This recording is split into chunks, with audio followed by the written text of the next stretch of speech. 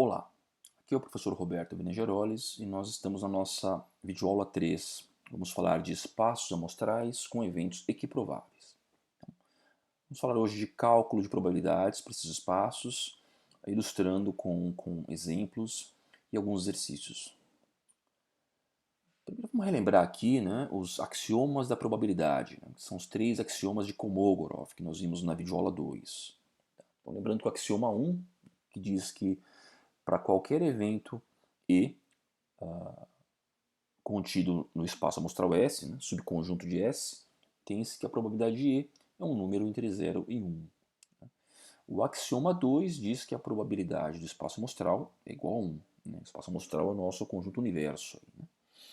E o axioma 3 diz que para eventos EI mutuamente exclusivos, isto é, se os pares EI e J, se a intersecção entre eles for vazia para I diferente de J, nós temos que a probabilidade da união enumerável desses eventos EI vai ser a soma das probabilidades desses eventos.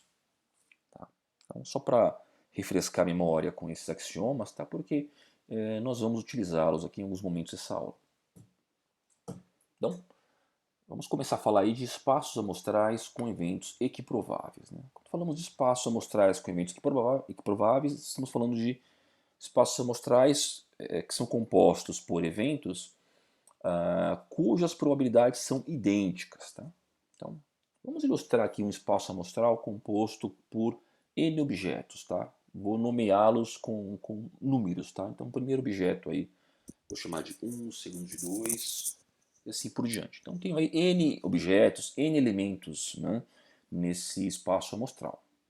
Então, como o nosso espaço amostral aqui é suposto equiprovável, então as probabilidades de cada um desses elementos será igual, será a mesma. Tá? Essa é a hipótese da qual vamos partir para todos os casos discutidos na aula de hoje. Por isso o nome espaços equiprováveis. Então, lembrando que, pelo axioma 2, que a probabilidade do espaço amostral é igual a 1, certo? Então, o espaço amostral ele vai ser o quê? Substituir aí pelo conjunto que representa aí todos os elementos de S, que podem ser escritos como a união aí de cada um desses elementos.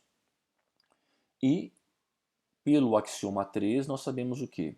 Como esses elementos, 1, 2, reticências até N, são todos mutuamente exclusivos, a intersecção par a par é vazia, então a probabilidade da união vai ser o quê? A soma das probabilidades individuais. Esse é o postulado aí do axioma 3 de Kolmogorov. Então, tá aqui, eu posso agora fazer o quê? Eu estou supondo que esses eventos são todos equiprováveis, não é isso? Que a probabilidade, lá na segunda equação do nosso quadro, nós estamos supondo que as probabilidades são todas iguais. Tá? Então aqui na penúltima linha, do axioma 3, eu posso trocar a probabilidade de 2 pelo P de 1, o P de 3 por P de 1, o P de N por P de 1. Eu posso trocar todo mundo por P de 1, de forma que essa soma vai ser igual a N vezes P de 1, certo? Como isso é igual a 1, então o P de 1 é igual a 1 sobre N. Tá? E se P de 1 é igual a 1 sobre N e todas as probabilidades são iguais a P de 1, então lá em cima nós vemos o quê? Que todas as probabilidades de cada evento individual serão todas iguais a 1 sobre N. Tá? Um exemplo que nós já discutimos na videoaula 2 é o exemplo da moeda honesta. Nós temos aí cara ou coroa, e na hipótese de moeda honesta nós pressupomos o quê? Que as probabilidades são iguais, que a probabilidade de sair cara é igual à probabilidade de sair coroa. E nós deduzimos lá que o resultado dessas probabilidades é igual a meio. Então, de fato, nós temos dois elementos nesse espaço amostral. Então, a probabilidade de cada um desses elementos vai ser 1 sobre n, portanto 1 sobre 2. Um outro exemplo que nós vimos lá na videoaula 2 é o exemplo do dado honesto. O dado tem 6 faces e nós estamos supondo que as probabilidades de sair cada uma das faces é idêntica, né? Todos os eventos equiprováveis. Então nós vimos lá na videoaula 2 que essas probabilidades serão todas iguais a 1/6. E de fato nós temos o que? Nesse espaço amostral nós temos 6 elementos, as faces de 1 a 6. Então, como é 1 sobre n a probabilidade, todos terão probabilidade igual a 1/6. De forma mais geral, se o evento E é composto por n elementos equiprováveis e mutuamente exclusivos, e se o espaço amostral S tem um total de n elementos, então daí nós concluímos o quê? Como nós calculamos a probabilidade do evento E? Então lembrando que o evento E ele é composto por n elementos, né? São todos equiprováveis.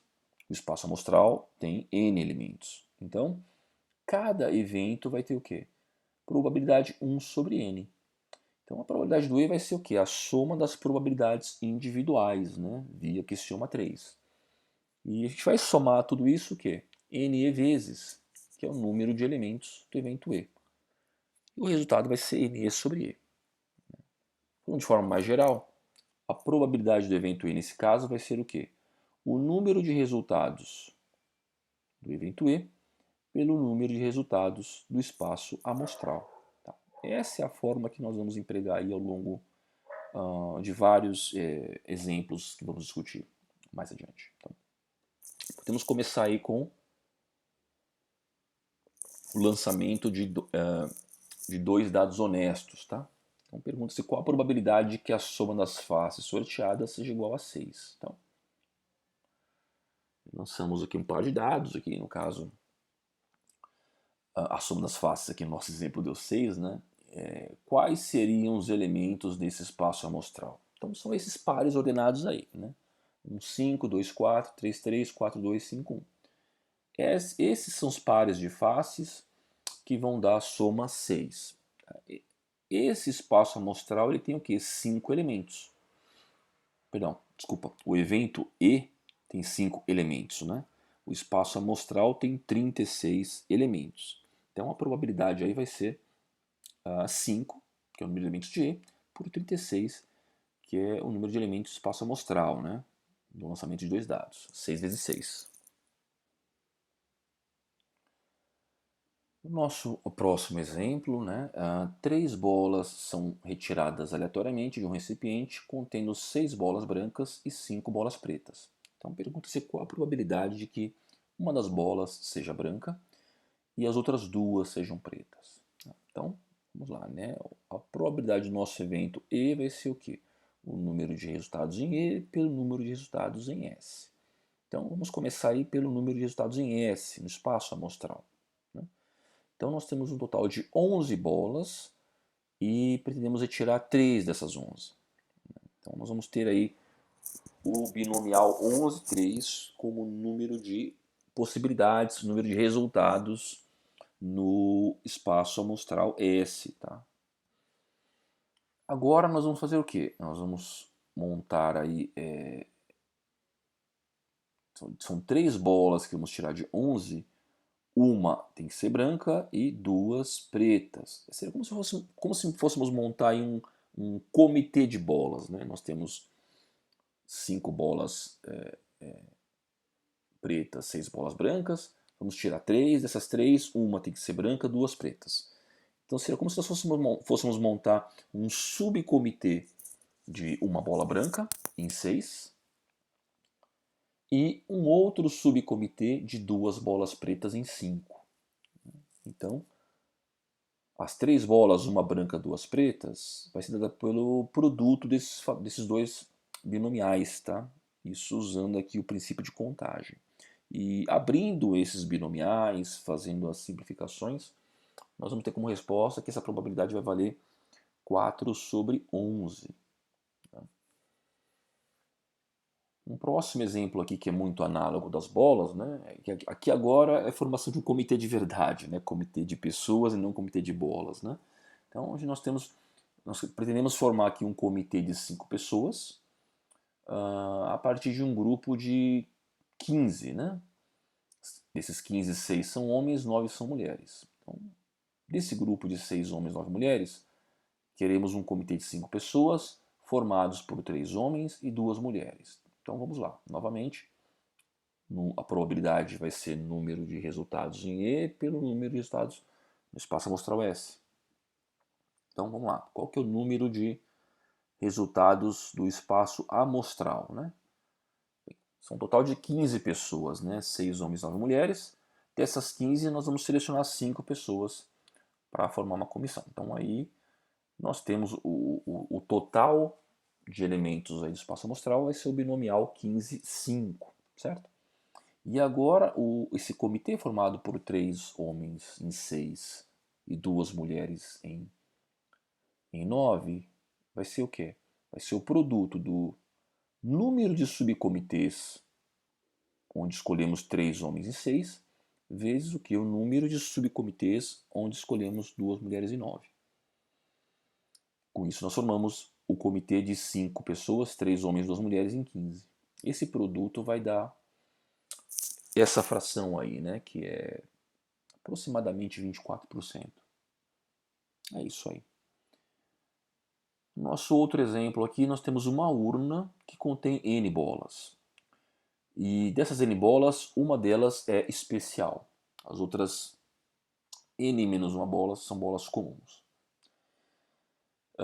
Se K dessas bolas são retiradas uma de cada vez, e se todas as bolas da urna têm a mesma probabilidade de serem retiradas, pergunta-se qual é a probabilidade de a bola especial ser escolhida. Então nós temos lá uma urna com N bolas, nós fazemos K retiradas sem reposição.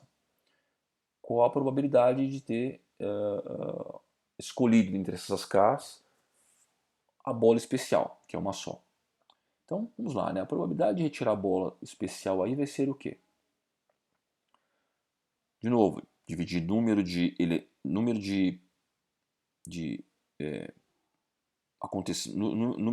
de elementos do espaço E, do evento E, pelo número de elementos do espaço amostral S. Tá? Então, no espaço amostral, qual vai ser o número de elementos?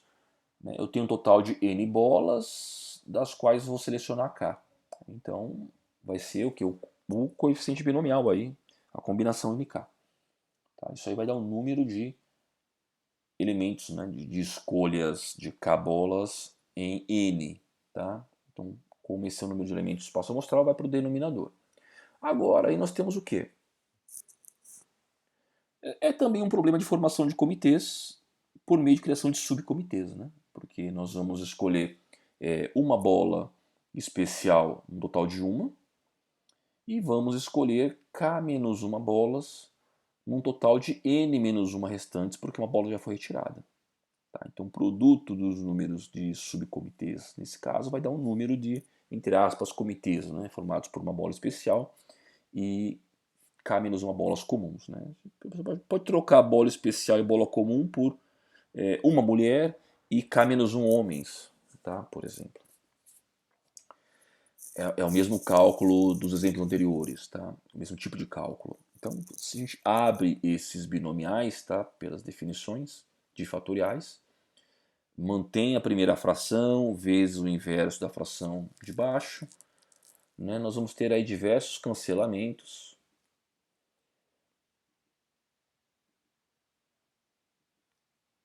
E ao final vamos ter uma resposta simples, né? Essa probabilidade vai ser a razão K sobre N.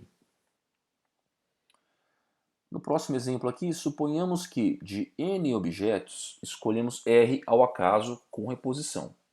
Então, temos lá N objetos e eu retiro R deles, tá? Mas cada um que eu retiro, eu coloco de volta. Tá? É um problema de seleção com reposição. Tá? O que eu tiro, eu coloco de volta para depois retirar. Né? Coloco de volta, suponho que eu estou embaralhando ali, até retirar o próximo. Coloco de volta, embaralho, retiro o próximo e faço isso R vezes.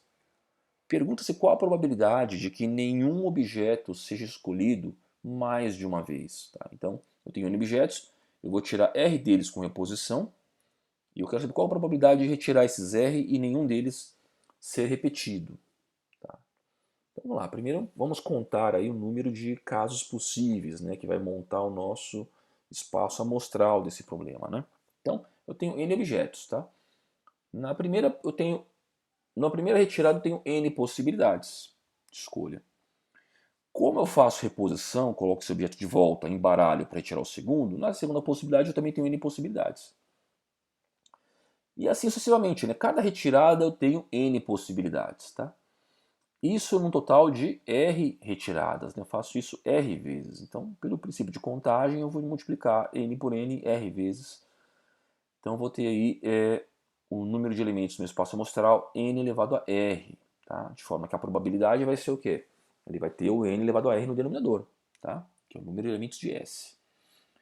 Eu tenho agora que calcular o número de elementos do meu evento E de interesse, né? Que é retirada de R bolas com reposição, sem repetição na retirada. Então vamos lá. Quando eu vou retirar a primeira bola, eu tenho N possibilidades, né, de retirar bolas, porque são N bolas. Na segunda retirada, então, eu coloco de volta e vou fazer uma segunda retirada. Só que na segunda retirada, o meu evento, né, ele desconsidera, eu não quero retirar uma bola repetida, então vai me restar aqui N-1 possibilidades, porque eu não posso contar o evento em que a bola foi retirada novamente. Na terceira possibilidade eu vou ter n-1, n-1, n-2, né?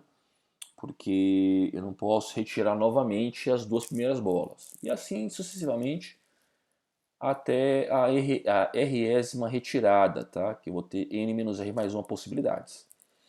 Então tá aí, esse é o resultado, tá? A probabilidade de retirar R objetos com reposição sem nenhuma repetição é este número aí. Tá? Esta equação, essa fórmula, por assim dizer. Um outro exemplo aí que é inspirado no exemplo anterior. Tá? Você tem N pessoas se encontram no interior de uma sala. Então pergunta-se qual a probabilidade de que duas pessoas não celebrem aniversário no mesmo dia do ano. Duas aí é pelo menos duas. Qual é a probabilidade de que ninguém celebre aniversário no mesmo dia do ano?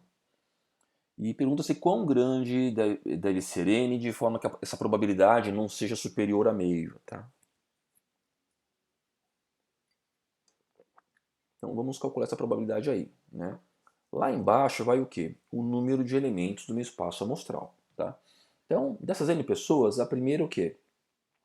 Ela tem 365 possibilidades de aniversário, que é o número de dias no ano. A segunda pessoa também vai ter 365 possibilidades. Né? A terceira também. E assim sucessivamente, até a enésima pessoa. Então eu vou multiplicar 365 por 365 n vezes. Então eu vou ter 365 elevado a n no denominador. Tá? Esse é o número de elementos do meu espaço amostral.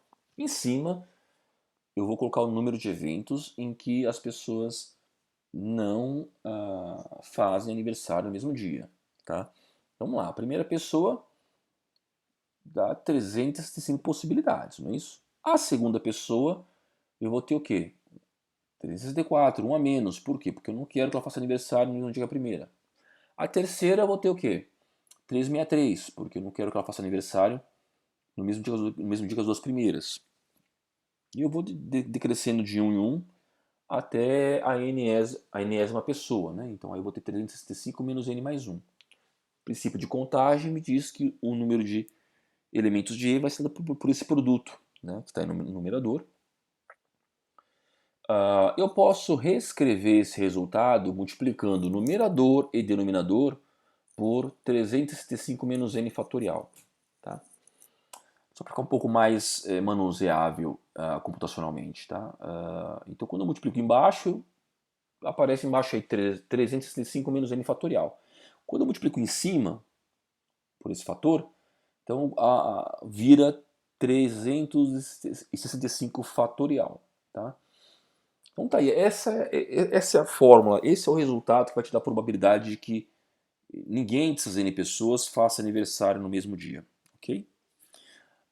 Agora pergunta-se quão grande deve ser N para que essa probabilidade não seja superior a meio. Tá? Então, nós podemos nos perguntar aqui qual seria o valor de N para que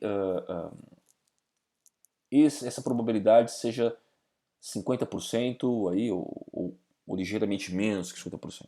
Né? Então aqui não tem muito jeito, né? Não tem como isolar essa equação e encontrar o n. Tá? É uma equação complicadíssima, transcendental. Não dá para isolar n aí. que eu posso fazer é o quê? Jogar valores de N. Jogo N igual a 1, N igual a 2, N igual a 3, vou jogando esses valores até que essa probabilidade dê um número próximo de 50%. E claro, não dá para fazer isso na mão, tá? Você pode fazer isso computacionalmente pelo Wolfram Alpha, tá? Uma plataforma online ali, tá? Você coloca esse comando que eu coloquei aqui, tá? Você dá uma pausa, amplia na sua tela, você vai no Wolfram Alpha, coloca esse comando aí, né? Eu escrevi essa fórmula no Wolfram Alpha com n igual a 23, tá? Se você colocar n igual a 23, essa probabilidade é um número muito próximo de 0,5, tá? É 0,492, acho, tá? Se você colocar n igual a 24, já vai ser ligeiramente acima de 0,5, ligeiramente acima de meio. Então, n igual a 23 aí é a nossa resposta, tá? É o quão grande precisa ser n para essa probabilidade não ser superior a 50%, né?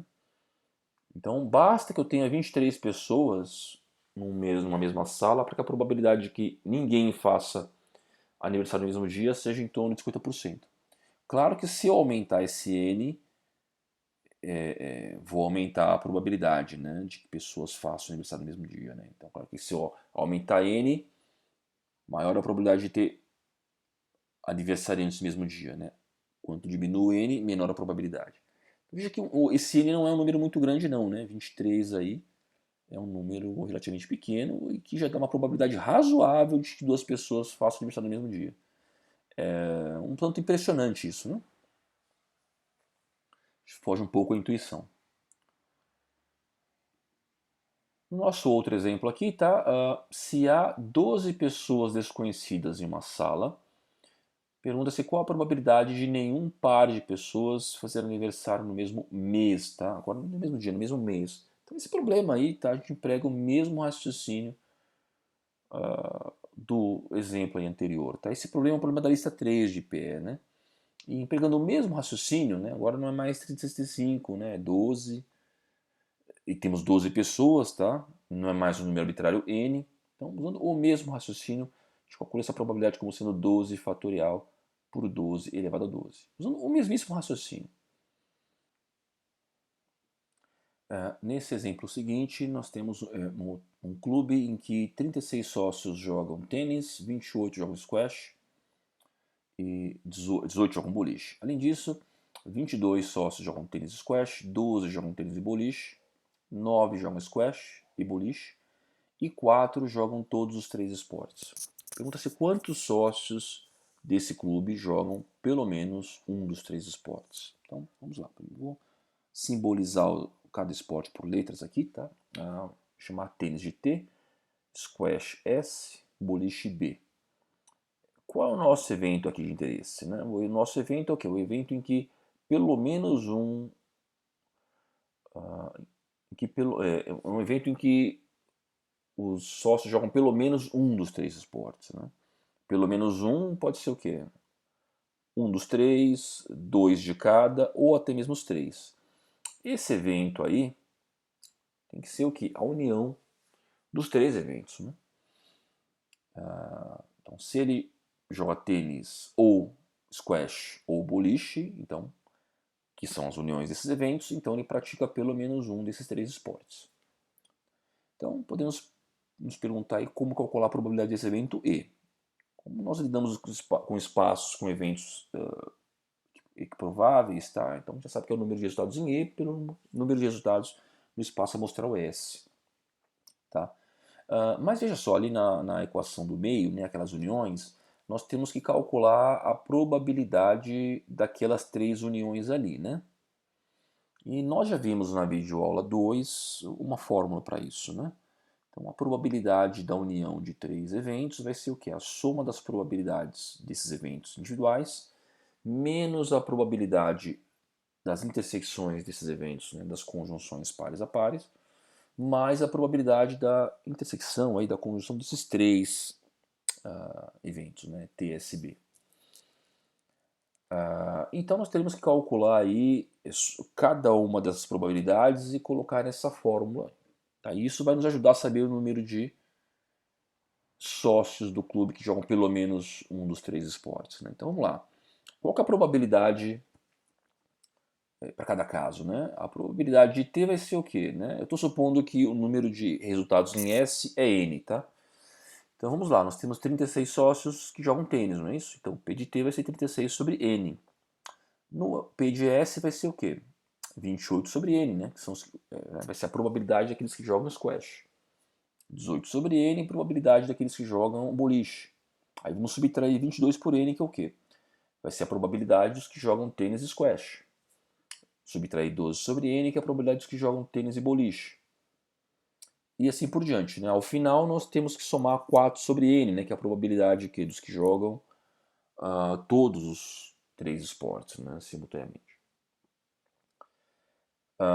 Fazemos essa soma, né? O denominador é comum, é N, então basta somar os numeradores, somar, subtrair. Tem um total de 43 sobre N, tá?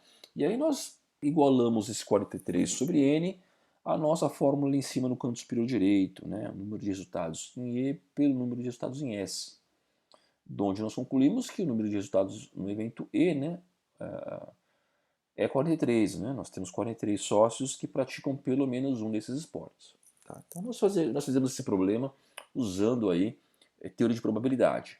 E teoria de probabilidade nós vimos que está intimamente relacionado com conjuntos. Por quê? Porque probabilidade é uma função que leva um conjunto, que chamamos de evento, a um número real no intervalo 0, 1.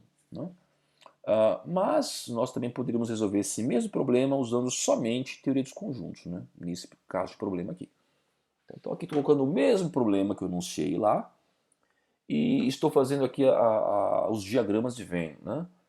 Então colocando aí o diagrama para T, para B, para S, as intersecções. Então eu começo com a intersecção tripla aí nos esportes. Lá no centro eu coloco 4, né? Que são 4 sócios que jogam as 3 modalidades.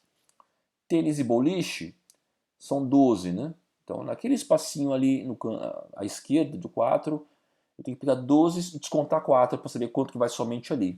8. Ao lado direito, 22 jogam tênis e squash, então tem que descontar 22 do 4, então só naquele setorzinho ali eu tenho 18 sócios. Né?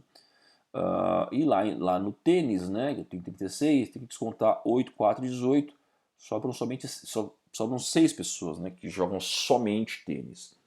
E cálculos similares aí para boliche e squash. Né?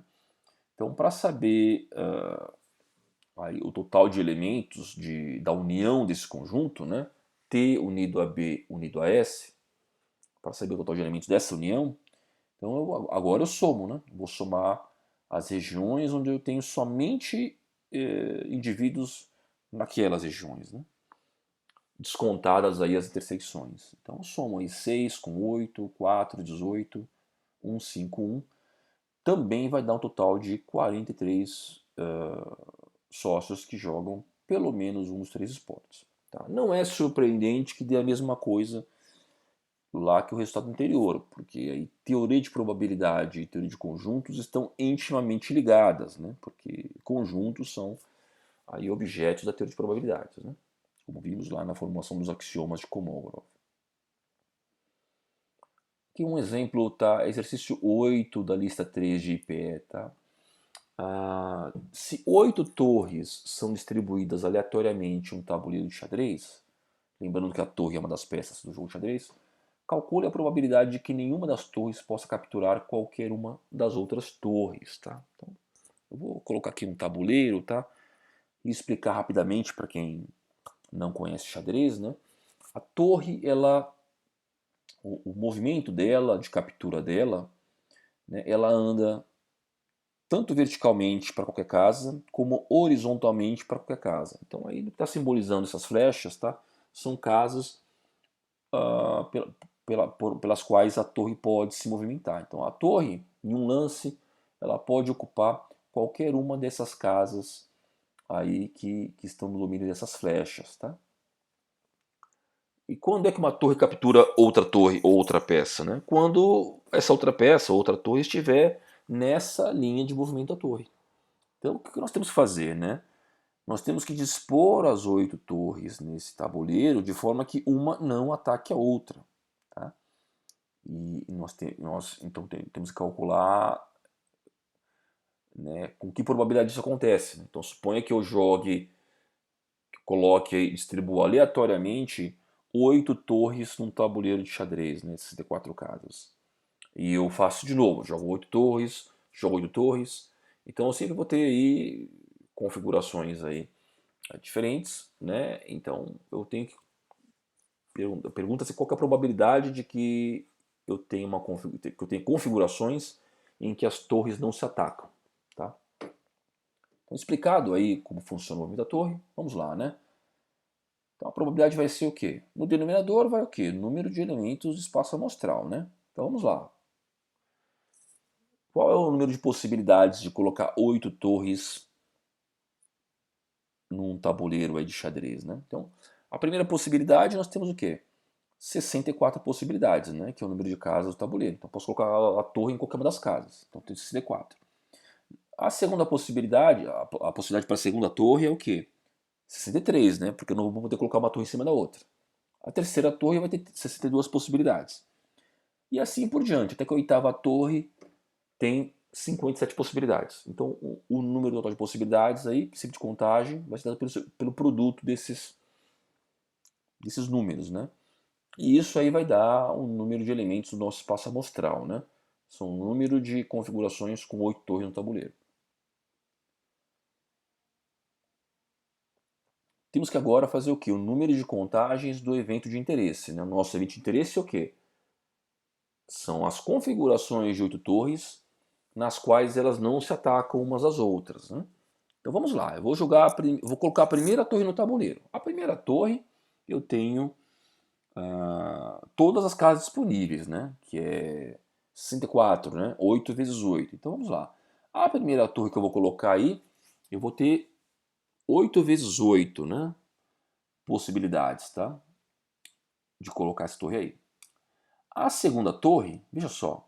Imagine que eu coloquei essa torre aí onde está, onde você vê a figura, né? A segunda torre, eu não posso colocar em nenhuma dessas casas marcadas, né? E nem em cima da torre que já está aí. O que vai restar para a segunda torre? Né? Se você pegar o número de casas restantes, vai sobrar aí o que seria ao invés de um quadrado de 8 por 8 casas, vai sobrar efetivamente um quadrado de 6 por 6 casas. Imagina, você tem um quadrado 8 por 8. Você vai retirar uma linha vertical aí e uma linha horizontal. Vai sobrar o que de casas? Vai sobrar um quadrado de 7 por 7 casas. Então, esse é o número de possibilidades que vai restar para a segunda torre. Mesmo assim para a terceira, né? Eu vou ter que tirar duas linhas, duas colunas, vai me restar efetivamente um tabuleiro de 6 casas, né? Em quantidade de casas. Então vou ter 6 vezes 6, 6 ao quadrado de possibilidades. E assim sucessivamente, né? 5 quadrado, 4 quadrado, até que na oitava torre vai me restar somente uma casa, tá? Ela vai poder ocupar somente uma casa. Essa aí é a probabilidade, tá, de eu dispor 8 torres no tabuleiro de xadrez de forma que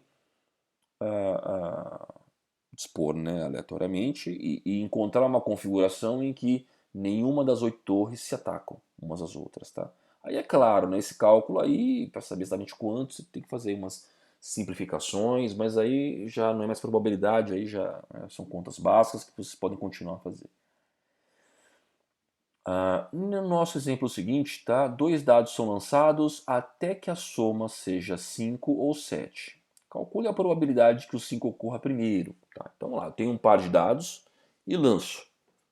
Cada vez que eu lanço, eu conto as faces. Né? E o jogo para quando dá 5 ou 7. Mas eu quero saber qual que é a probabilidade de um 5 aparecer primeiro. Tá? Então vamos lá, tá? Vamos fixar esse problema primeiramente pensando em N lançamentos de dois dados, né? Então lá, lançamento de dois dados N vezes. Quantas possibilidades eu vou ter aí, né? Então eu vou ter 36 possibilidades para cada um dos lançamentos, certo? Então eu uno pelo princípio de contagem, vou multiplicar 36 por 36, N vezes, né? E eu vou ter com isso 36 elevado a N, tá? Então De novo, né? Só para resumir, né? Se eu lanço dois dados n vezes, o número de possibilidades aí, que vai demarcar meu espaço amostral, é 36 elevado a n. Tá? Então, o nosso cálculo de probabilidade, tá, do evento n já vai ter o 36 elevado a n no denominador, tá? Que é o número de elementos do espaço amostral. Mas quem que é o n, né, o evento de interesse? O n é o evento em que eu faço n, os n menos 1 primeiros lançamentos não dão soma 5 ou 7. Dando soma 5 somente o enésimo lançamento. Tá?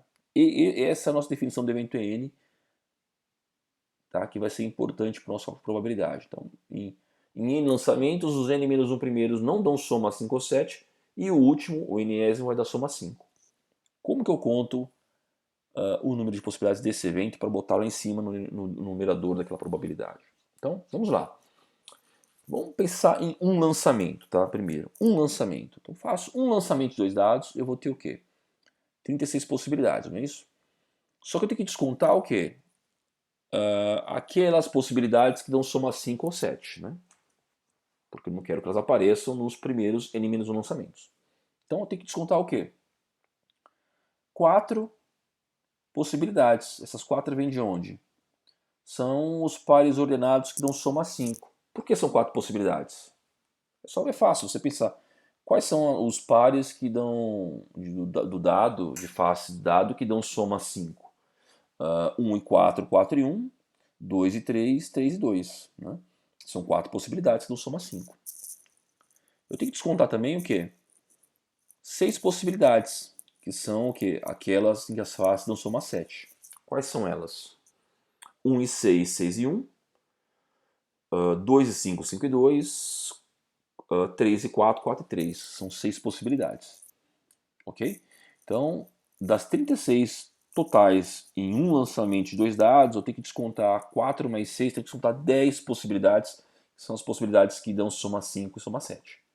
Que não quero que apareçam, eu não quero que elas apareçam nos primeiros n-1 lançamentos. Okay? Então, tá aqui, né? Em um lançamento, essa conta aqui vai nos dar o quê? Total de possibilidades que não aparece nem 5 nem 7, tá? E isso vai acontecer quantas vezes? Em n-1 lançamentos. Então, princípio de contagem, vou multiplicar isso o quê? Por ele mesmo, n-1 vezes, vai virar um expoente esse n-1. Tá? E agora eu quero o quê? Que no n-ésimo lançamento apareça soma 5, que são 4 possibilidades, não é isso? Então, multiplico por 4 aqui, ok? Então, eu acabei de contar, fazer 4, lembrando que 4 é soma 5 no n-ésimo lance, tá? Então, esse resultado aí nos dá o quê? O número de possibilidades, tá, do evento EN, que são n menos 1 lançamentos, que não soma 5 ou 7, dando 5 no n-ésimo. Então, resumindo aqui, vai ser 4 vezes 26 elevado a n menos 1, e esse número vai lá em cima para o numerador da nossa fórmula do P de n, ok? Agora veja o seguinte, né? O nosso problema não está especificado o número de lances, tá? A gente vai jogando par de dados, vai jogando até que apareça 5 pela primeira vez, sem ter aparecido 7 antes. Tá? Quantos lances pode acontecer? Pode acontecer no primeiro, no segundo, no terceiro, no centésimo, no milésimo, no milionésimo, infinito. Tá? Então a probabilidade do nosso evento de interesse é o quê? Aqui eu só estou reescrevendo, tá, a probabilidade G de n, tá? Eu coloquei aqui o 36 elevado a n, escrevi como 36 vezes 36 elevado a n menos 1. 4 por 36 é um nono. 26 por 36, simplificando, é 13 por 18.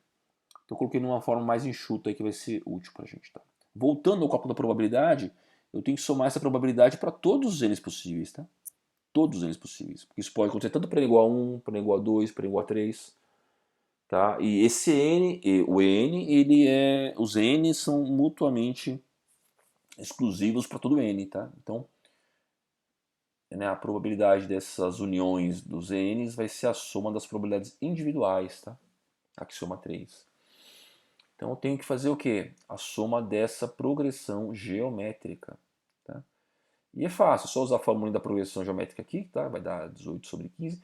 Fazendo o cálculo, encontramos aí que essa probabilidade é de 40%. Né? Então, se eu estou jogando um par de dados, tá, várias vezes, a probabilidade que apareça um 5, soma 5 antes de aparecer uma soma 7, vai ser de 40%.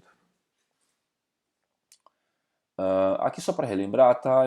Nesse quadro, vocês podem congelar aí, tá? E observar quais são as fórmulas aí envolvidas na soma de uma PG, tá? No primeiro quadro aí, o quadro superior, tem a soma de uma PG finita, e no quadro inferior tem a soma de uma PG infinita, né? Quando eu tenho uma soma de infinitos termos, né? Ela vai convergir quando Q for um número de magnitude inferior a 1, tá? Que é o caso, né? O nosso Q lá no nosso problema é 13 sobre 18, né? Um número menor que 1 em magnitude. Então você vai usar essa formulinha aí, né? O A1 ele é um nono lá no nosso problema, tá? O que é 13 por 18. É só substituir nessas fórmulas e você vai encontrar lá os 2/5 que eu coloquei lá. Lista 3 de IPE, tá? Exercício 13. Temos uma urna que contém 3 bolas vermelhas e 7 bolas negras, né? Total de 10 bolas.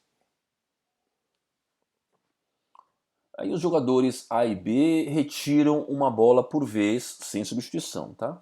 Até sair uma bola vermelha pela primeira vez. Né? Vamos dizer que quem tirou a bola vermelha pela primeira vez aí, vence, tá?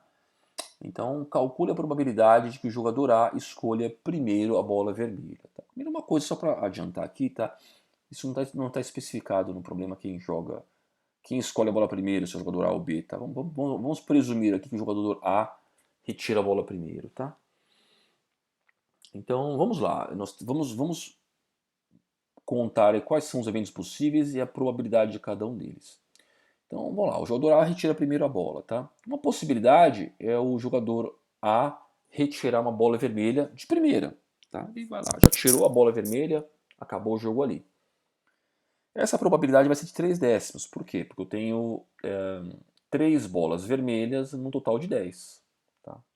Essa vai ser a probabilidade da retirada da bola vermelha no primeiro lance. Uma segunda possibilidade é o quê? O jogador A retira uma bola negra no primeiro lance. Aí o jogador B também retira uma bola negra. E aí o jogador A retira a bola vermelha no seu segundo lance. Tá? Então essa probabilidade vai ser o quê? O jogador B retira uma bola negra, então são 7 em 10, né? 7 décimos. Vai ser uma bola menos, tá? Porque não tem substituição, não tem reposição. Aí o jogador A retirou, né? Aí o jogador B ele vai retirar também uma bola negra, né? Como já foi retirada uma bola negra, então ao invés de 7 sobram 6 bolas. E ao invés de total de 10 bolas, vão ser 9 bolas. Então essa probabilidade vai ser 6 nonos. Por fim, o jogador A retira finalmente a bola verde. Perdão, a bola vermelha. Então vão ser. A probabilidade aí vai ser o quê? De 3 bolas vermelhas, um total de 8, porque 2 já foram retiradas. Então esse produto aí vai dar 7 sobre 40 para esse evento. A probabilidade desse evento é 7 sobre 40, que é retirar a bola vermelha no terceiro lance, o jogador A. Uma outra possibilidade é o quê? O jogador A tira negras, o B negras, A tira negras novamente, o B tira negras novamente, aí o jogador A retira a bola vermelha no quinto lance. O raciocínio vai ser similar, tá? 7 décimos, 6 nonos, 5 oitavos, 4 sétimos, tá? Vai caindo uma unidade em cima e embaixo. Por fim, tá? O jogador vai tirar a vermelha. Então vão ter 3 bolas vermelhas, pela primeira vez, né? Então vou ter 3 bolas vermelhas possíveis no total de 6, tá? Esses produtos aí vão dar 1 sobre 12, tá? Vocês fazem as simplificações. Uma última possibilidade aqui é o jogador A e B vão retirando bolas negras e o jogador A tira a bola vermelha, a primeira delas, somente no sétimo, depois de 7 retiradas aí de ambos os jogadores, tá? Raciocínio análogo, né? 7 décimos, 6 nonos, 5 oitavos, 4 sétimos, 3 sextos, 2 quintos. Aí a retirada da vermelha vai ser o quê? Eu vou ter 3 bolas vermelhas para serem retiradas, um total de 4 possíveis. Esse produto vai dar 1 sobre 40. Então eu tenho aí 4 eventos que são mutuamente exclusivos, tá? Em que o jogador A retira a bola vermelha primeiro, tá? Então a probabilidade do jogador A retirar a bola vai ser o quê? Vai ser a probabilidade da união desses eventos. Como eles são mutuamente exclusivos, então vai ser a soma das probabilidades, né? Axioma 3. Então, somando essas probabilidades aí, teremos como resposta que essa probabilidade vai ser 7/12. Tá? Vocês podem fazer a divisão, saber o percentual. Eu vou encerrando por aqui, tá? Só para lembrar para vocês que é importante que vocês leiam o capítulo 2 do livro de Sheldon Ross, tá? E seria muito bom que vocês debruçassem sobre a lista 3 de IPE lá da Gradmate, tá? Muitos deles têm dicas de solução, acho que quase todos têm resposta, né? Então é um bom começo para você se exercitar, você se debruçar sobre os exercícios da lista 3 de IPE da Gradmate, tá? São muito instrutivos. Alguns eu discuti aqui, discuti algo mais aqui, exemplos do livro texto. Então, para você ficar bem afiado, aí recomendo que vocês façam aí o máximo possível, se possível, todos os exercícios, tá? E se puder fazer mais do livro, ainda melhor. Quanto mais, melhor. Eu vou encerrar por aqui e a gente se vê na quarta e lá na quarta-feira eu vou começar a falar de probabilidade condicional. Então, até lá.